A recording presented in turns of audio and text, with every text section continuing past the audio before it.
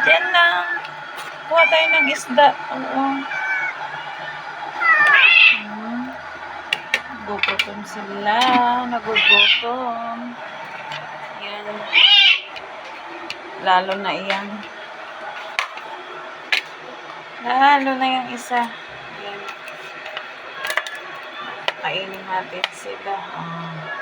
Mamaya na.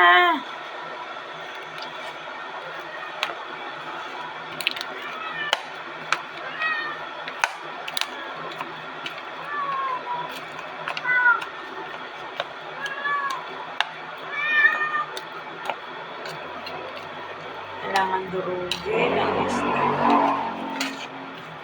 Ang isda. Gugutom na. Gutom na. Gutom na. Yan. Yaw. Wait lang. Kain. Kain. Ito lalo na to. Maingay. Pag nagugutom, maingay ito. Hindi siya makapag-antay na bibigyan siya. Kasi sa labas siya nakatira. Ngayon, hindi maalam magplato. Hinihila niya pa rin ang pagkain sa sahig. Ala, ito ang bibig ko. Ito ang bibig ko. Yan. May hiwa ang hita.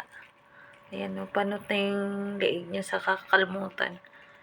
Hilig makipag-away sa labas.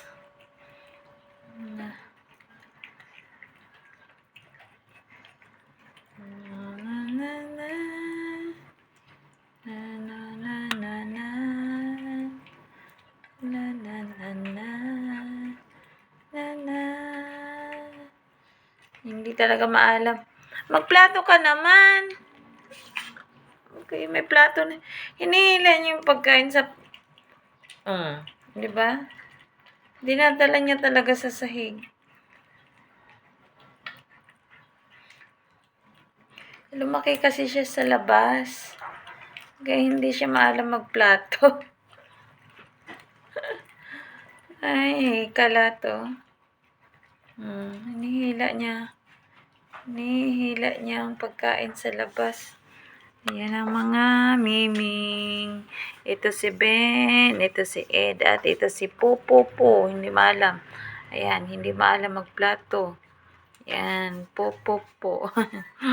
Yan na. Popo. Yan guys, ang mga alagang makukulit sa umaga.